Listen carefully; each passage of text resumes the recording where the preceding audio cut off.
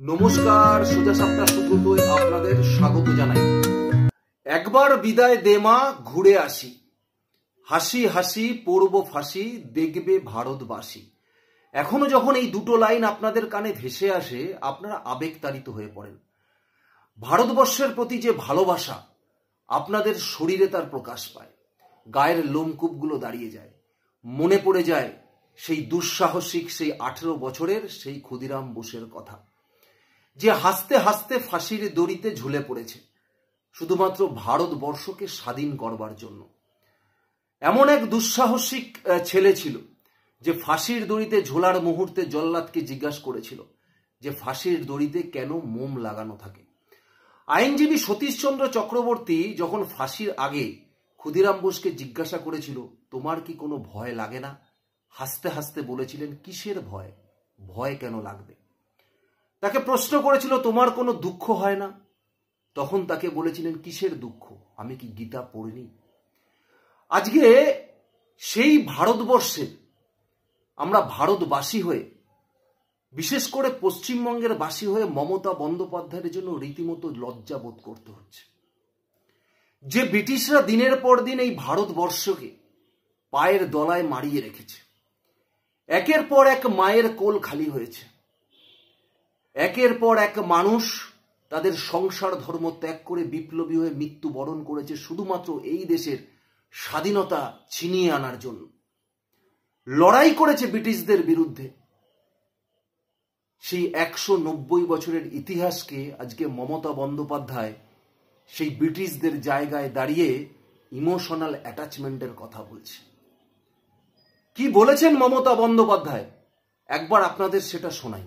I love UK because we have an emotional relation, historical relation, heritage from the heritage point of ours and from yours also.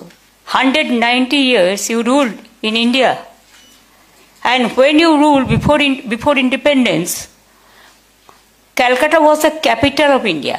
So you build up so many buildings, the heritage buildings and so many things. Every day we used to remember that. শুনলেন তো মমতা বন্দ্যোপাধ্যায়ের কথা। ব্রিটিশদের সাথে ভারতীয়দের 190 বছরের নাকি emotional relationship. কিসের ইমোশন? হ্যাঁ, তারা হেরিটেজ করেছে, কিন্তু কাদের পয়সায় করেছে? করেছে তো এই ভারতের মানুষকে লুট করে, ভারতের সম্পদকে লুট করে। আজকে তারা দিনের পর দিন এই ভারতবর্ষে যে সমস্ত হেরিটেজ বিল্ডিং তৈরি করেছে তা ভারতের মানুষের পয়সা, ধন সম্পদ, ভারতের সম্পদ লুট করে করেছে। আজকে হাজার হাজার বিপ্লবীরা প্রাণ দিয়েছে, হাজার হাজার মা তার সন্তানকে অকালে চলে যেতে দেখেছে চোখের সামনে। এই ব্রিটিশদের অত্যাচারে দিনের পর দিন ব্রিটিশদের বুটের তলায় মারিয়ে রেখেছে এই ভারতবাসীকে। আজকে সেই ইতিহাস ভারতবর্ষের প্রত্যেকটি মানুষ জানে, প্রত্যেকটি ভারতবাসী জানে। যারা যারা ইতিহাস পড়েছে, প্রত্যেকটি পাতায় পড়ার সময় প্রত্যেকটি ভারতবর্ষের প্রত্যেকটি বাসীর সেই রক্তবিন্দু যেন ফুটে উঠেছে, ব্রিটিশদের অত্যাচারের কাহিনী যেন ফুটে উঠেছে। আজকে সেখানে দাঁড়িয়ে মমতা বন্দ্যোপাধ্যায় ইমোশনাল রিলেশনশিপের কথা বলছেন। আপনি বলতে পারতেন শুধু তাদের সাথে ঐতিহাসিক কোনো আমাদের সম্পর্ক আছে, কিন্তু সেখানে ইমোশনের কোনো জায়গা নেই। ইমোশনের কোনো জায়গা নেই। যে ইতিহাস আছে সেটা অত্যাচারের ইতিহাস, সেটা ঘৃণার ইতিহাস। কোনোদিন আমরা ব্রিটিশকে মাফ করতে পারবো না। আজকে যেখানে খেলার দুনিয়ায় ভারতবর্ষ ব্রিটিশকে পদদলিত করছে, অর্থনৈতিক দিক থেকে ভারতবর্ষ বিদেশিদের ওপরে, ব্রিটিশদের ওপরে ছড়ি ঘোরাচ্ছে, আজকে সেখানে দাঁড়িয়ে মমতা বন্দ্যোপাধ্যায় আজকে পশ্চিমবঙ্গের জনগণের, বিশেষ করে এটা ভারতবর্ষের প্রত্যেকটি বাসীরও অপমান। কারণ পশ্চিমবঙ্গ রাজ্য ভারতবর্ষের মধ্যেই অবস্থিত। কিছুদিন আগেই বিধানসভায় দাঁড়িয়ে মমতা বন্দ্যোপাধ্যায় বলেছিলেন যে আমি ব্রাহ্মণের সন্তান। মমতা বন্দ্যোপাধ্যায়ের বাবা নাকি স্বাধীনতা সংগ্রামী ছিল। যা কিছু মমতা বন্দ্যোপাধ্যায়ের শেখা তা নাকি মমতা বন্দ্যোপাধ্যায়ের বাবার কাছ থেকেই শেখা। কি বলেছিলেন মমতা বন্দ্যোপাধ্যায় একবার আপনাদের শোনাই। আমি কিন্তু ব্রাহ্মণ পরিবারের মেয়ে, আপনাদের আজকে বলছি। আমার বাবা একজন স্বাধীনতা সংগ্রামী ছিলেন,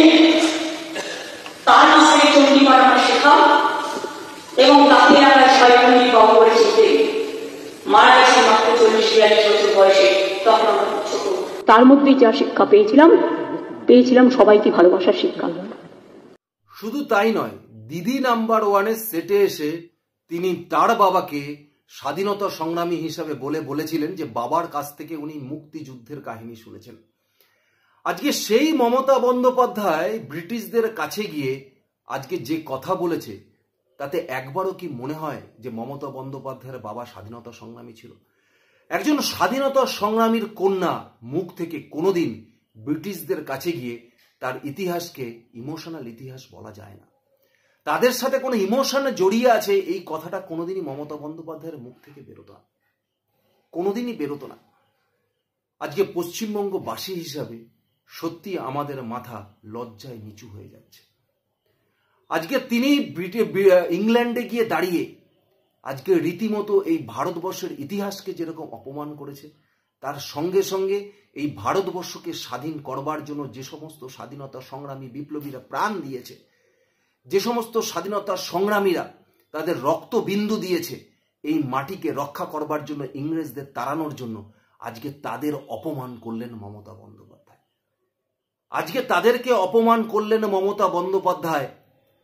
আজকে এই জিনিস দেখেও যে সমস্ত তৃণমূল কংগ্রেসের কর্মীরা আজকে উৎসাহিত হচ্ছে, মমতা বন্দ্যোপাধ্যায়ের এই শিল্প সম্মেলনের এই বক্তব্যকে বাহবা দিচ্ছে, তাদের মানুষের রক্ত আছে কিনা যথেষ্ট সন্দেহ আছে। তাদের শরীরে মানুষের রক্ত আছে কিনা যথেষ্ট সন্দেহ আছে।